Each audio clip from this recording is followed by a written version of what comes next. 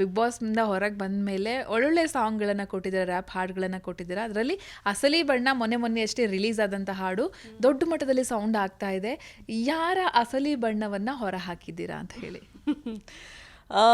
ನಿಜ ಹೇಳ್ಬೇಕಂದ್ರೆ ಅಸಲಿ ಬಣ್ಣ ಬರೆಯುವಾಗ ನನಗನ್ನಿಸ್ತು, ಓಕೆ ಇವಾಗ ಹೇಟರ್ಸು ಇಲ್ಲ ಅಂದರೆ ಯಾವ ಥರ ಜನಗಳು ಯಾವ ಪದಗಳು ಯೂಸ್ ಮಾಡ್ತಾರಲ್ವ, ಅದು ತುಂಬ ಕೆಟ್ಟದಾಗೆ ಪದಗಳು ಯೂಸ್ ಮಾಡ್ತಾರೆ. ಆ್ಯಂಡ್ ನಮಗೆ ಹೆಣ್ಮಕ್ಳಿಗೆ ಮೇನ್ಲಿ ಟಾರ್ಗೆಟು ಯಾರಾದರೂ ಕ್ರಿಯೇಟಿವ್ ಫೀಲ್ಡಲ್ಲಿ ಇದ್ದರೆ, ಇಲ್ಲಾಂದರೆ ನಾರ್ಮಲ್ ಬಿಸ್ನೆಸ್ ಫೀಲ್ಡಲ್ಲೂ ಇದ್ದರೆ, ಏನಾದರೂ ಮಾಡಿದ್ರೆ ಹುಡುಗಿಯವ್ರನ್ನ ಕೆಳಗಡೆ ಹಾಕೋದಂತ ಅದು ನಾನು ಅಬ್ಸರ್ವ್ ಮಾಡಿದ್ದೀನಿ. ಈ ಹಾಡು ಬರೀ ನನ್ನ ಬಗ್ಗೆ ಅಲ್ಲ, ಎಲ್ಲ ಹೆಣ್ಮಕ್ಳ ಬಗ್ಗೆ. ಯಾಕೆಂದರೆ ಅವ್ರು ಏನು ಅನುಭವಿಸ್ತಾರಂತ ಲೌಡಾಗಿ ವೆರಿ ಬೋಲ್ಡಾಗೆ ಮಾತಾಡಬೇಕಿತ್ತಂತ ನನಗನ್ನಿಸ್ತು. ಸೊ ಅದಕ್ಕೆ ಅಸಲಿ ಬಣ್ಣ ಅಂತ ರಿಲೀಸ್ ಮಾಡಿದೆ ಈ ಹಾಡು.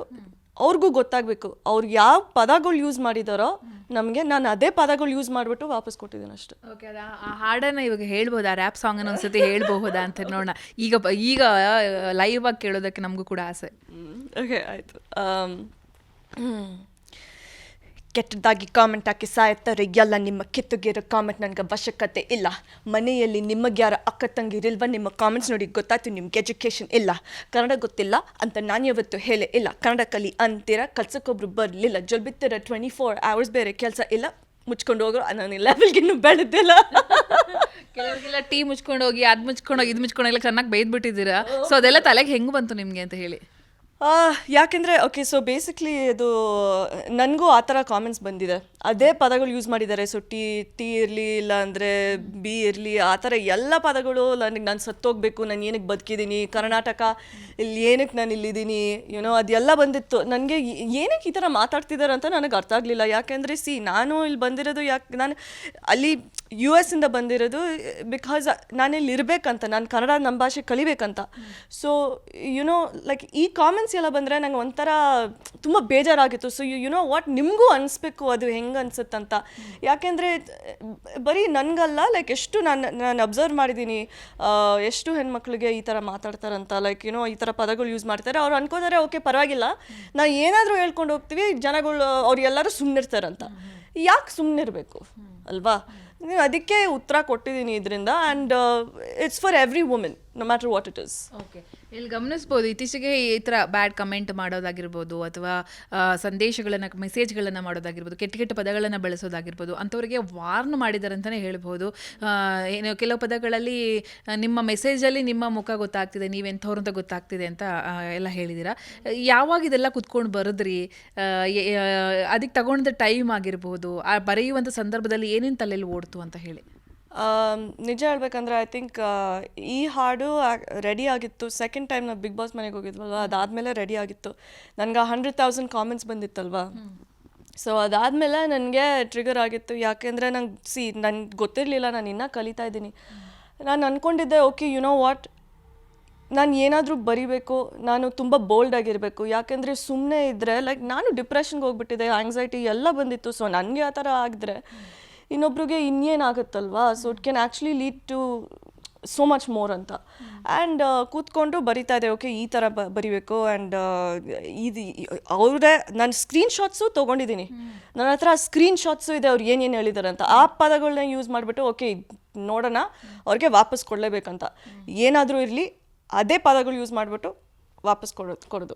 ಸೊ ಆವಾಗ ನಾನು ಕೂತ್ಕೊಂಡು ಬರೆಯೋಕ್ಕೆ ಶುರು ಮಾಡಿದೆ. ಸೊ ಸ್ವಲ್ಪ ಟೈಮ್ ತೊಗೊಂಡೆ ರಿಲೀಸ್ ಮಾಡೋಕ್ಕೆ, ಯಾಕೆಂದರೆ ಸರಿಯಾಗಿ ರಿಲೀಸ್ ಮಾಡಬೇಕಂತ ನನಗೆ ಯೋಚನೆ ಇತ್ತು. ಯಾಕೆಂದರೆ ಸುಮ್ಮನೆ ಆ ಥರ ರಿಲೀಸ್ ಮಾಡಿದ್ರೆ ಯಾವುದೂ ಎಫೆಕ್ಟ್ ಆಗಲ್ಲ, no impact.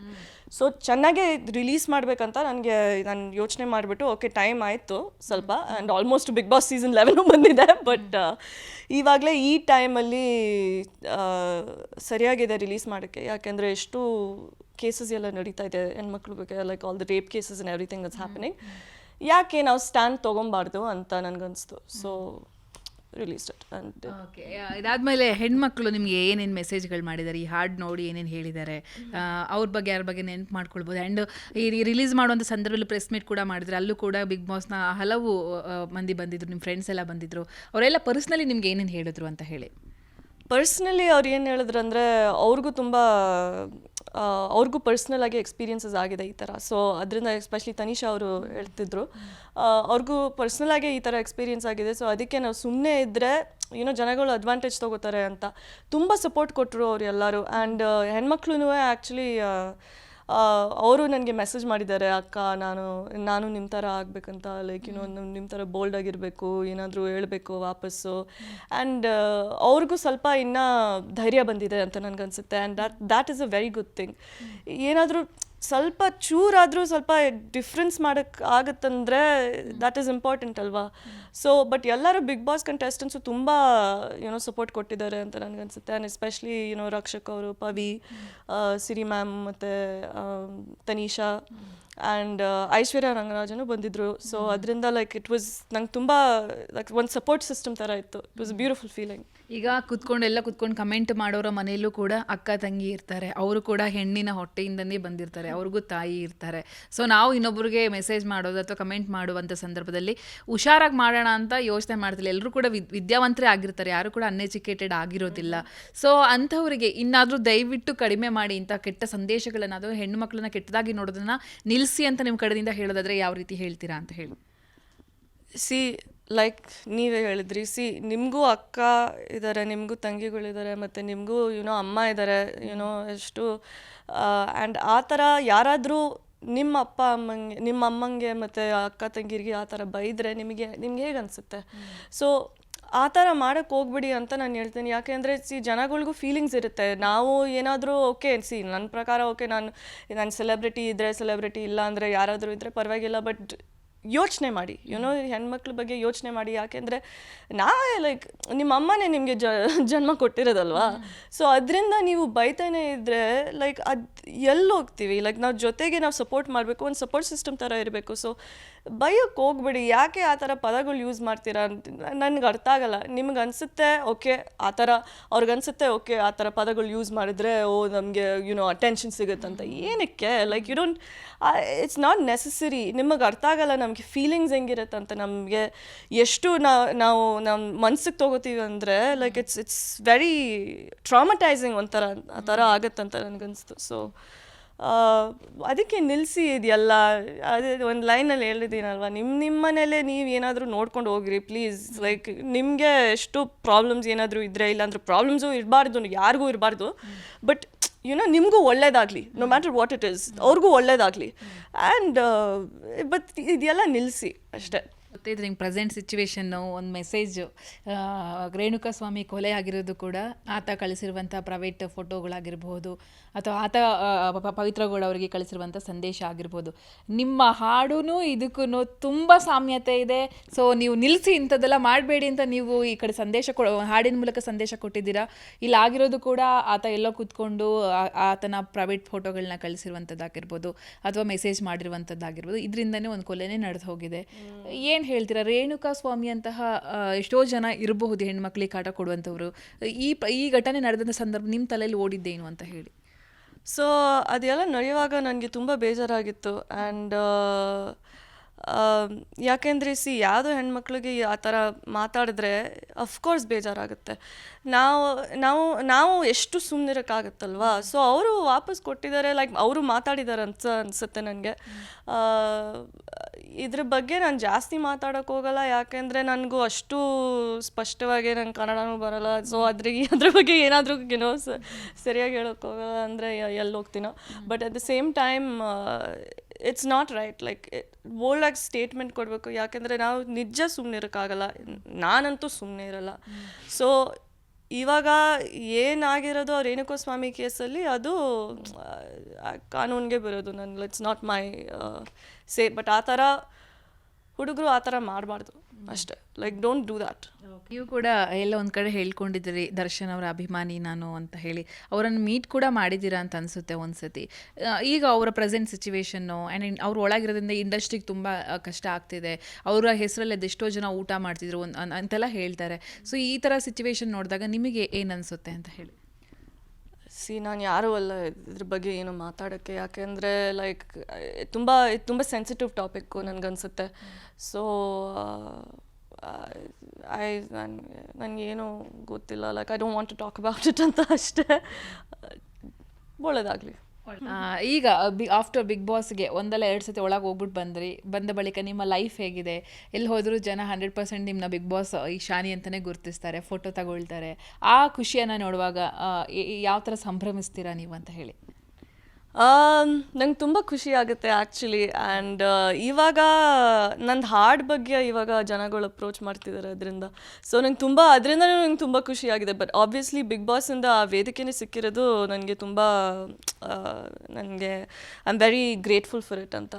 And big boss ವೇದಿಕೆಯಿಂದನೇ ನಾನು ಇಲ್ಲಿ ತನಕ ಬಂದಿರೋದು, ಮತ್ತು ಈ ಹಾಡು ಎಲ್ಲ ಬಿಟ್ಟಿರೋದು ಅಂತ ನನಗೆ ಒಂಥರ ಇಂಪ್ಯಾಕ್ಟ್ ಆಗಿದೆ ಅಂತ.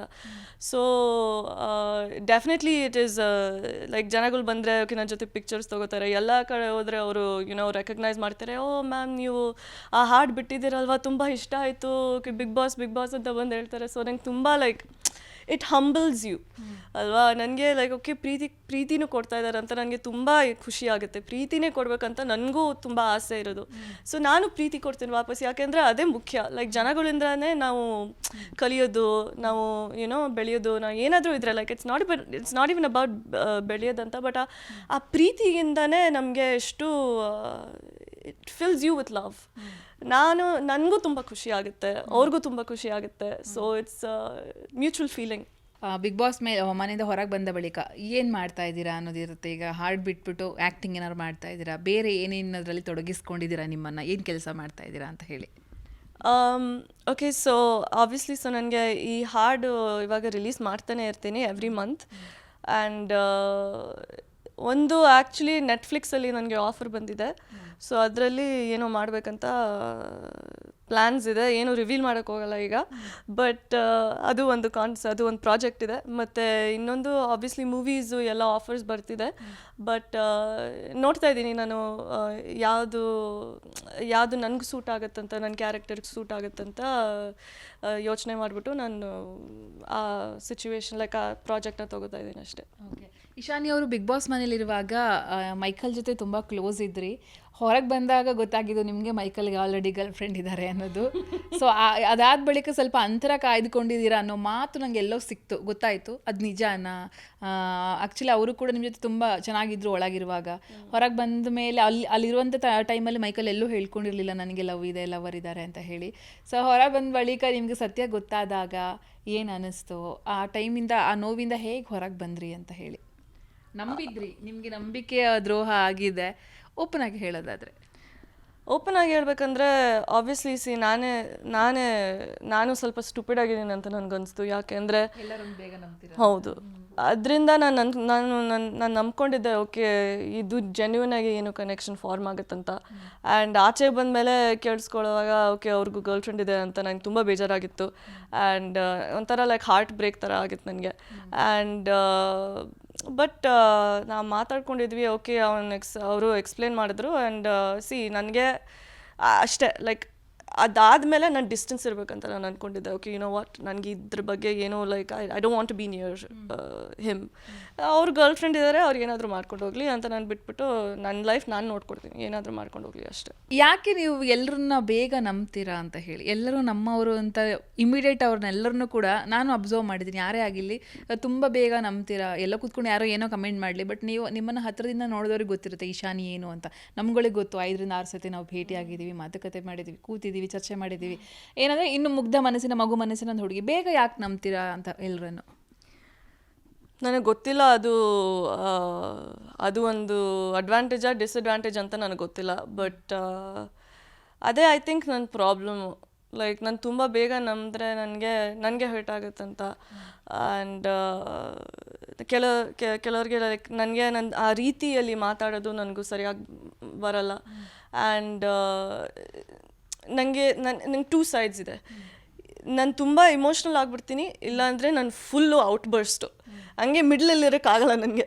ಸೊ ಏನಕ್ಕೆ ನಾನು ತುಂಬ ಈಸಿಯಾಗಿ ನಂಬ್ತೀನಿ ಅಂದರೆ it's just a part of my personality. ಯಾಕೆಂದರೆ ನಮ್ಮ ಅಪ್ಪ ನಂಗೆ ಯಾವಾಗಲೂ ಹೇಳಿದ್ದಾರೆ, ಯಾರಾದರೂ ಏನಾದರೂ ಹೇಳ್ಕೊಂಡು ಹೋಗಲಿ, ನೀನು ನಿನ್ನ ಥರನೇ ಇರಬೇಕು, ನೀನು ಹೆಂಗಿದೆಯೋ ಆ ಥರನೇ ಇರು ಅಂತ. ಅದು ನಮ್ಮ ಮನೇಲಿದ್ದರೆ ಆ ಥರ ಇದ್ದರೆ ಪರವಾಗಿಲ್ಲ. ಬಟ್ ಆಚೆ ಕಡೆ ನಾವು ಆಚೆ ಕಡೆ ಹೋದರೆ ಜನಗಳು ಆ ಥರ ಅಡ್ವಾಂಟೇಜ್ ತೊಗೋತಾರೆ, ಯೂಸ್ ಮಾಡ್ತಾರೆ ಆ ಥರ. Like it's just the way of the world ಅಲ್ವಾ. ನಾವು ಸ್ಟ್ರಾಂಗ್ ಆಗಿರ್ಬೇಕಂತ.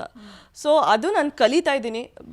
ಏನಕ್ಕೆ ನಂಬುದಂತ ನಂಗೆ ಗೊತ್ತಿಲ್ಲ, ನಾನು ಆ ಥರನೇ ಇರೋದಂತ ಅನಿಸುತ್ತೆ, ಅದೇ ಪ್ರಾಬ್ಲಮ್. ನಿಮ್ಮ ಕುಟುಂಬಸ್ಥರು, ನಿಮ್ಮ ಅಮ್ಮನ ಫ್ಯಾಮಿಲಿ ಎಲ್ಲ ನೋಡ್ತಾ ಹೋದರೆ, ನಿಮ್ಮ ತಂದೆ ಫ್ಯಾಮಿಲಿ ಎಲ್ಲ ನೋಡ್ತಾ ಹೋದರೆ, ವಿಶ್ವೇಶ್ವರಯ್ಯ ಅವರ ಕುಟುಂಬಸ್ಥರು ನೀವು ಅನ್ನೋ ಮಾಹಿತಿ ನಮಗಿದೆ. ಅದು ನಿಮ್ಮ ಅಮ್ಮ ನಿಮ್ಗೆ ಎಕ್ಸ್ಪ್ಲೈನು ಕೂಡ ಮಾಡಿದಾರಂತೆ. ಸೊ ಇದ್ರ ಬಗ್ಗೆ ನೀವು ಎಲ್ಲೂ ಹೇಳ್ಕೊಂಡಿಲ್ಲ. ಸೊ ಅದು ನಮ್ಗೆ ಸಿಕ್ಕಂಥ ಮಾಹಿತಿ ಎಷ್ಟು ಖುಷಿ ಇದೆ ಅಂತ ಹೇಳಿ. ನನಗೆ ಫಸ್ಟು ಇನಿಷಿಯಲ್ ಆಗಿ ನಂಗೆ ಗೊತ್ತೇ ಇರಲಿಲ್ಲ. ಸೊ ಗೊತ್ತಾದ್ಮೇಲೆ ನಂಗೆ ತುಂಬ ಖುಷಿಯಾಗಿದೆ. ನಾನು ಅಂದ್ಕೊಂಡಿದ್ದೆ ಯಬ್ಬಾ ಎಷ್ಟು ಪುಣ್ಯ ಮಾಡಿರ್ಬೇಕಿತ್ತು, ನಮ್ಮ ಫುಲ್ಲು ನಮ್ಮ ಆ್ಯನ್ಸೆಸ್ಟರ್ಸು ಎಲ್ಲರೂ ಎಷ್ಟು ಹೆಸರು ಮಾಡಿದ್ದಾರೆ. And you know it's such a beautiful feeling. And ಎಷ್ಟು ಪ್ರೌಡಾಗೇ ಇರಬೇಕಂತ ನನಗೆ ಅನಿಸ್ತು. ಓಕೆ, ಓ ಮೈ ಗಾಡ್, ಧನ್ಯವಾದಗಳು ಅಂತ ನನಗೆ. ಯುನೋ ಈ ಥರ ನೀವು ನಮ್ಮ ಫ್ಯಾಮಿಲಿ ಲೀನಿಯೇಜಲ್ಲಿದ್ದೀರಾ ಅಂತ ನಮಗೆ, ನೀವೆಷ್ಟು ಬುದ್ಧಿವಂತವರು. And you know you done such an amazing job ಅಂತ. ಆ್ಯಂಡ್ ಅವರು KRS dam is not easy ಅಲ್ಲ. ಇಟ್ಸ್ ಹೋಲ್ ಇಂಜಿನಿಯರಿಂಗ್ ಎಲ್ಲ ಮಾಡಿರೋದು. Like it's beautiful. ಸೊ ಅದರಿಂದ ನನಗೆ ಓಕೆ ಹಬ್ಬ, ನನಗೆ ಖುಷಿ ಆಯಿತು ಕೇಳಿದ ತಕ್ಷಣ. ಲೈಕ್ ಓ ಮೈ ಗಾಡ್, ಹೌದಾ ಇದಾಗಿದೆಯಾ ಲೈಕ್ ಅವರು ಇದ್ದಾರ ಅಂತ.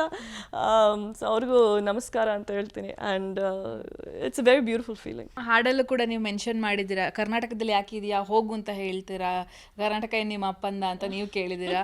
ಸೊ ಅವ್ರಿಗೆ ಎಷ್ಟೋ ಜನ ಗೊತ್ತಿಲ್ಲ ಅಂತ ಅನ್ಸುತ್ತೆ. ನಿಮ್ಮ ಅಪ್ಪ ಅಮ್ಮ ಎಲ್ಲ, ನಿಮ್ಮ ಅಮ್ಮ ಮೈಸೂರಿನವರು, ಅಪ್ಪ ಕೂಡ ಇಲ್ಲೇ ಹುಟ್ಟಿ ಇಲ್ಲೇ ಬೆಳೆದು ಕೆಲಸ ಅಂತ ದುಬೈಗೆ ಹೋಗಿ ಸೆಟ್ಲ್ ಆದವರು ಅಂತ ಎಷ್ಟೋ ಚೆನ್ನಾಗಿ ಗೊತ್ತಿಲ್ಲ. ಮೇ ಬಿ ಒತ್ತಿ ಹೇಳಿದ್ರು ಕೂಡ ಅರ್ಥ ಆಗಲ್ವೇನೋ. ಸೊ ಈ ರೀತಿ ಕೆದಕ್ತಾರೆ, ಕರ್ನಾಟಕ ನಿಮ್ಮ ಅಪ್ಪಂದ ಹೋಗು ಅಂತೆಲ್ಲ ಹೇಳ್ತಾರೆ. ಅದೆಷ್ಟು ಹರ್ಟ್ ಆಗುತ್ತೆ ನಿಮಗೆ ಅಂತ ಹೇಳಿ.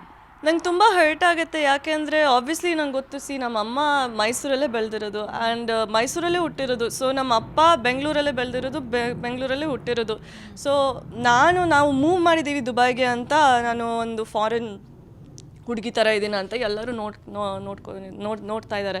ಓಕೆ, ನಂಗೆ ಗೊತ್ತು. ಸೊ ನನ್ನ ಕನ್ನಡ ತುಂಬ ಸ್ಪಷ್ಟವಾಗಿಲ್ಲ ಅಂತ, ಅದಕ್ಕೆ ನನಗೆ ಅನಿಸುತ್ತೆ ಜನಗಳ್ಗೆ ಆ ಥರ ಅನ್ಸುತ್ತಂತ. ಬಟ್ ನಾನು ಕಲಿತಾ ಇದ್ದೀನಿ, ನಮ್ಮ ಭಾಷೆ ನಾನು ಕಲಿಬೇಕು ಅಂತ ನಂಗೆ ತುಂಬ ಆಸೆ ಇದೆ. ಅದಕ್ಕೆ ನಾನು ಎಲ್ಲ ಕಡೆ ಹೋಗ್ಬಿಟ್ಟು, ನಾನು US ಹೋಗ್ಬಿಟ್ಟು ಲೈಕ್ ಮ್ಯೂಸಿಕ್ ಕಲಿಬೇಕು, ಇಲ್ಲೇ ನಾನು ಕರ್ನಾಟಕಕ್ಕೆ ವಾಪಸ್ ಬರಬೇಕು.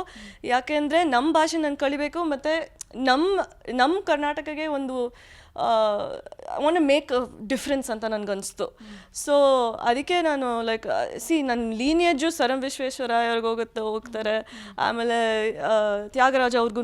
ಸೊ ಇಟ್ಸ್ ವೆರಿ ಯುನೋ ಸಖತ್ತಾಗಿದೆ ಆ ಫೀಲಿಂಗು. ಯಾರಿಗೂ ಗೊತ್ತಿಲ್ಲ ಅನ್ಸುತ್ತೆ ತ್ಯಾಗರಾಜ ಅವರು ಕೂಡ ಅವರ ಕುಟುಂಬಸ್ಥರು ನೀವು ಅಂತ ಎಷ್ಟೋ ಜನ ಗೊತ್ತಿಲ್ಲ ಹೇಳಿ. ಹೌದು. ಸೊ ಅದರಿಂದನೂ ನಂಗೆ ಅನಿಸುತ್ತೆ ಓಕೆ ತ್ಯಾಗರಾಜ ಅವ್ರಿಗೂ ಏನೋ ಅನಿಸ್ಬೋದು. ಸೊ ಅವರೇ ಎಷ್ಟು ಲೈಕ್ ಅದೇ ಸ್ತೋತ್ರ ಶ್ಲೋಕಾಸು ಎಲ್ಲ ಡಿವೋಷ್ನಲ್ ಸಾಂಗ್ಸು ಎಲ್ಲ ಅವರೇ ಕಂಪೋಸ್ ಮಾಡಿರೋದಲ್ವ. ಸೊ ನನಗನ್ಸುತ್ತೆ ಓಕೆ ಅಲ್ಲಿಂದ ಇಲ್ಲಿ ತನಕ ಬಂದಿದ್ದೀವಿ. ಸೊ ನಮ್ಮ ಫ್ಯಾಮ್ಲಿನೇ ಎಲ್ಲ ಮ್ಯೂಸಿಕ್ಕು ಬರೀ ಕರ್ನಾಟಕ ಕ್ಲಾಸಿಕಲ್ ಮ್ಯೂಸಿಕ್ಕು ಎಲ್ಲ ಯುನೋ ಕನ್ನಡ ಅಲ್ಲಿನೇ ಕಲ್ತಿದ್ದಾರೆ. ಸೊ ನನಗೆ ಓಕೆ ನಾನೇ ಡಿಫ್ರೆಂಟ್ ಆಗಿದ್ದೀನಿ, ಸ್ಟ್ಯಾಂಡಿಂಗ್ ಔಟ್ ಅಂತ ನನಗನ್ನಿಸ್ತು. But at the same time ನಾನು ಕನ್ನಡ ಕಲಿಬೇಕು. ಏನಕ್ಕೆ ನನ್ನ ರೂಟ್ಸ್ಗೆ ನಾನು ವಾಪಸ್ ಬರಬೇಕಂತ ನನಗನ್ನಿಸ್ತು. ಸೊ ಇದು ಎಲ್ಲ ನಂಗೆ ತುಂಬ ಹೆಮ್ಮೆಯಿಂದ ನಾನು ಹೇಳ್ಬೇಕಂದ್ರೆ like I am so grateful. ಇಲ್ಲಿ ನಾನು ಒಂದು ಕನ್ನಡತಿ ಆ್ಯಂಡ್ ನನಗೆ ಅದರಲ್ಲಿ ಹೆಮ್ಮೆ ಆ್ಯಂಡ್ ಐ ಆಮ್ ನನಗೆ ತುಂಬ ಆಸೆ ಇದೆ. You know I am a Kannadathi. It is what it is. Accept ಮಾಡಿದ್ರೆ ಮಾಡ್ಕೊಳ್ಳಿ, ಮಾಡೋಕ್ಕಾಗಲ್ಲ ಅಂದರೆ ಅದು ಪರವಾಗಿಲ್ಲ. ಹೋಪ್ಫುಲಿ ನೀವು ಮಾಡ್ಕೋತೀರ ಅಂತ ನಾನು ವಾರ್ನಿಂಗ್ ಅಂತೂ ಹೇಳೋಕ್ಕೋಗಲ್ಲ. ಬಟ್ ಆನೆಸ್ಟ್ಲಿ ಸ್ವಲ್ಪ ಯೋಚನೆ ಮಾಡಿ. ಯಾಕೆ ಅಂದರೆ ಇದು ಬರೀ ಹೆಣ್ಮಕ್ಳಿಗೂ ಬಗ್ಗೆ ಹೇಳೋಕ್ಕೋಗಲ್ಲ, ನಾನು ಎಲ್ರಿಗೂ ಬಗ್ಗೆ ಮಾತಾಡ್ತೀನಿ ಇವಾಗ. ಓಕೆ, ಹೆಣ್ಮಕ್ಳಿಗೆ ನಾವು ನಮ್ಗೆ ಜಾಸ್ತಿ ಎಫೆಕ್ಟ್ ಆಗುತ್ತೆ. ಯಾಕೆಂದರೆ ನೀವು ಆ ರೀತಿಯಲ್ಲಿ ಮಾತಾಡ್ತಿರಲ್ವ, ಆ ಪದಗಳು ಯೂಸ್ ಮಾಡ್ತಿರಲ್ವ, ಅದೇ ಪದಗಳು ನಾವು ಯೂಸ್ ಮಾಡಿದ್ರೆ ಅಷ್ಟು ಇಂಪ್ಯಾಕ್ಟ್ ಆಗಲ್ಲ ನಿಮಗೆ ಗಂಡು ಮಕ್ಕಳಿಗೆ. ಬಟ್ ಹೆಣ್ಮಕ್ಳಿಗೆ ತುಂಬ ಜಾಸ್ತಿ ಇಂಪ್ಯಾಕ್ಟ್ ಆಗುತ್ತೆ. ಬಟ್ ಫಾರ್ ಎವ್ರಿಬಡಿ ಈ ರೀತಿಯಲ್ಲಿ ಈ ಪದಗಳು ಯೂಸ್ ಮಾಡೋದು ಅದೆಲ್ಲ ತುಂಬ ಕಚರವಾಗಿದೆ. ಏನಕ್ಕೆ ಆ ಥರ ಮಾತಾಡಬೇಕಂತ ನನಗೆ ನಿಜ ಅರ್ಥ ಆಗ್ತಿಲ್ಲ. ಪ್ರೀತಿನೇ ಕೊಡಬೇಕಂತ ನನಗನ್ಸುತ್ತೆ. So don't put anybody down. And warning ಅಂತ ಕೊಡೋಕ್ಕೋಗಲ್ಲ, ಬಟ್ ಒಂದು ಸ್ಟೇಟ್ಮೆಂಟ್ ಕೊಡ್ತೀನಿ ಫಾರ್ ಶೋರ್. ನೆಕ್ಸ್ಟ್ ಟೈಮು ನೀವು ಏನಾದರೂ ಆ ಥರ ಯೋಚನೆ ಮಾಡಿದ್ರೆ, ನೀವು ಆ ಥರ ಏನಾದರೂ ಪದಗಳು ಯೂಸ್ ಮಾಡೋಕ್ಕೆ ಮುಂಚೆ ಸ್ವಲ್ಪ ಯೋಚನೆ ಮಾಡಿ. ನಿಮಗೂ ಅಕ್ಕ ಇದ್ದಾರೆ, ನಿಮಗೂ ತಂಗಿಗಳಿದ್ದಾರೆ, ನಿಮಗೂ ಅಮ್ಮ ಇದ್ದಾರೆ. ಸೊ ಅವ್ರಿಗೆ ಯಾರಾದರೂ ಬೈದರೆ ನಿಮ್ಗೆ ಹೇಗೆ ಅನಿಸುತ್ತೆ ಅಷ್ಟೇ. It's not a warning, just ಆ ಥರ ಮಾಡೋಕ್ಕೆ ಹೋಗ್ಬಿಡಿ ಅಷ್ಟೇ. ಎಲ್ರಿಗೂ ಮನಸ್ಸಿಗೆ ಹರ್ಟ್ ಆಗುತ್ತೆ. ಎಸ್, ಫೈನಲಿ ನೀವು ಮದುವೆ ಆಗುವಂಥ ಹುಡುಗ ಹೇಗಿರಬೇಕು, ಮನೆಯಲ್ಲಿ ಯಾವ ಅಪ್ಪ ಅಮ್ಮ ಹುಡುಕುವಂಥ ಹುಡುಗ ಇಷ್ಟ ಆಗುತ್ತಿಲ್ಲ ಅನ್ನೋ ಒಂದು ಆರೋಪ ನಿಮ್ಮ ಮೇಲೆ ಇದೆ. ನೀವು ಮದುವೆ ಆಗೋ ಹುಡುಗ ಹೇಗಿರಬೇಕು ಅಂತ ಹೇಳಿ. ಯಬ್ಬ, ನಂಗೊಂದು ಫುಲ್ ಲಿಸ್ಟ್ ಇದೆ, ಏನು ಹೇಳೋದು. ಸಾಧ್ಯ ಆದಷ್ಟು ಹೇಳಿ. ಓಕೆ, ಸೊ ನನಗೆ ಅವ್ರು ಫಸ್ಟು ತುಂಬ ಕೈಂಡ್ ಆಗಿರಬೇಕು, ಕೇರಿಂಗು, ಮತ್ತು ಎಂಪಥೆಟಿಕ್. ಅವ್ರಿಗೆ ಪ್ರಾಣಿಗಳು ಕಂಡ್ರೆ ತುಂಬ ಇಷ್ಟ ಇರಬೇಕು. ಆ್ಯಂಡ್ ಆ್ಯಂಡ್ ಅವರು ಟಾಲ್ ಆಗಿರಬೇಕು, 5'10" ಆ್ಯಂಡ್ ಅಬವ್ ಅಷ್ಟೇ. 5'10" ಆ್ಯಂಡ್ ಅಬವ್ ಇರಬೇಕು. ಆ್ಯಂಡ್ ಯಾಕೆಂದರೆ ಅದಕ್ಕಿಂತ ಶಾರ್ಟ್ ಆಗಿದೆ ನಂಗೆ ಆಗಲ್ಲ. ನನಗೆ 5'10" ಅಂತ ಹೈಟ್ ನನಗಿಷ್ಟ. ಹೈಟ್ ಅಂದರೆ ನನಗಿಷ್ಟ. ಸ್ವಲ್ಪ ಬಿಲ್ಡ್ ಆಗಿರಬೇಕು, ಯುನೋ, ಆ್ಯಂಡ್ ಇಂಟೆಲಿಜೆಂಟ್ ಆಗಿರಬೇಕು. ಎಲ್ಲೋ ಓಕೆ ಅವ್ರು ಓದಿರ್ಬೇಕಿತ್ತು, like it should be like their passionate about their job ಅಂತ, ಆ ಥರ ಇರಬೇಕಂತ ನನಗನ್ಸುತ್ತೆ. ಆ್ಯಂಡ್ ಅವರು ತುಂಬ ಆ್ಯಂಬಿಷಿಯಸ್ ಆಗಿರಬೇಕು. ಮತ್ತು ಎಲ್ಲ ಹೇಳ್ತಾನೆ ಇದ್ದರೆ ಒಂದೊಂದು ಅಲ್ಲ, ನೀವು ನಿಮ್ಮನ್ನು ಪ್ರೀತಿ ಮಾಡಿ ಮೋಸ ಮಾಡಿ ಮೋಸ ಹೋಗಿದ್ದೀರಾ ಕೆಲವು ಕಡೆ. ಅಂಥವ್ರಿಗೆ ಈಗ ಈ ಇಶಾನಿ ಏನು ಹೇಳ್ತಾರೆ ಅಂತ ಹೇಳಿ ಫೈನಲಿ. ರಿಗ್ರೆಟ್ ಆಗ್ತಿದ್ಯಾ ನಿಮಗೆ? ನಿಮ್ಗೆ ಇವಾಗ ರಿಗ್ರೆಟ್ ಆಗ್ತಿದ್ಯಾ? ಇಲ್ವಾ? ಆಯಿತು, ಪರವಾಗಿಲ್ಲ, ನಿಮಗೆ ಒಳ್ಳೇದಾಗಲಿ. ನಾನು ಹೇಗಿದ್ದೀನೋ ನಾನು ಖುಷಿಯಾಗಿದ್ದೀನಿ. ಮೋಸ ಮಾಡಿದ್ದೀರಾ, ಅದು ನಿಮಗೆ ಒಳ್ಳೇದಾಗಲಿ. ದೇವರು ನಿಮ್ಮನ್ನ ನೋಡ್ಕೊಳ್ಳಿ ಅಷ್ಟೇ.